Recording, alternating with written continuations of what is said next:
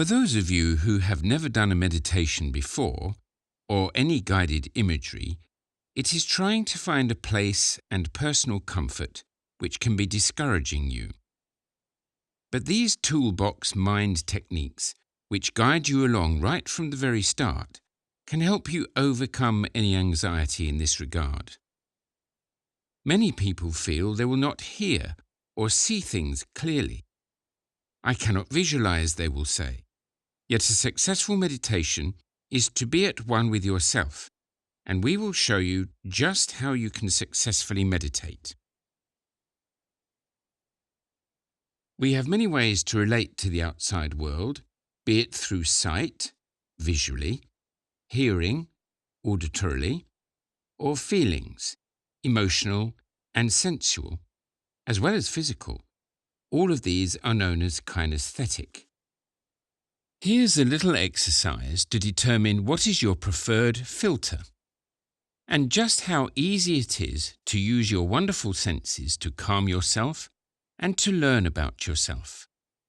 This will make subsequent meditations a whole lot easier. I'm now going to ask you just to sit peacefully and quietly and see if you can tell me what colour shoes you were wearing yesterday. Now, you don't have to speak. All you need to do is nod to yourself.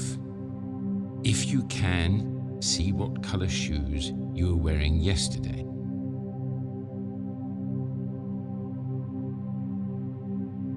When you were, say, 10 years old, what was the colour of your form teacher's hair?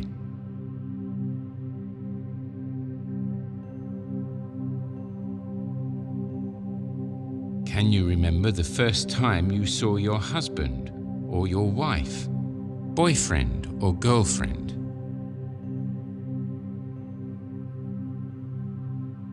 Where is your nearest newsagent's or convenience store?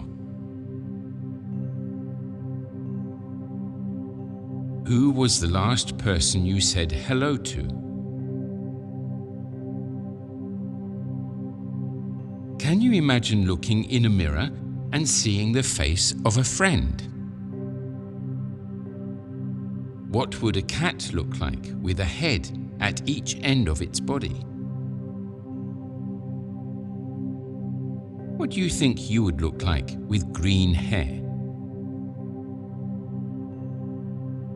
Can you remember your favorite tune? Where was the last time you heard a telephone ringing? Can you remember the sound of church bells in your head right now? How would a dog sound if it could talk? What noise would an elephant make bouncing up and down on a tin sheet? What would jingle bells sound like if sung by several alley cats?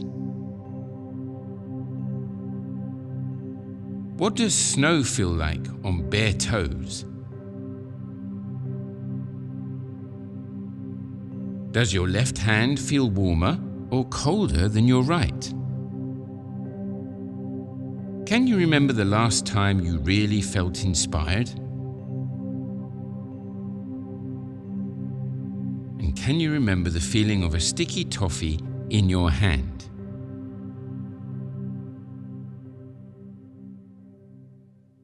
Good. The first set of instructions looked at your visual, remembered, or eidetic memory. The next set was your visual construction. It may be that you've never noticed these things before, but you had to use your mind to construct the image. That followed with remembered auditory, things that you have heard in the past. And of course, auditory construction. In other words, how would a dog sound if it could talk?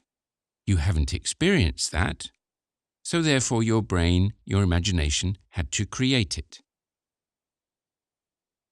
And lastly, kinesthetic, which means, do you remember how something feels? Or can you imagine how something might feel?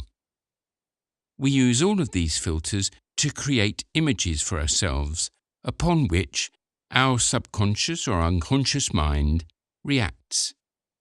This is how we are creative beings.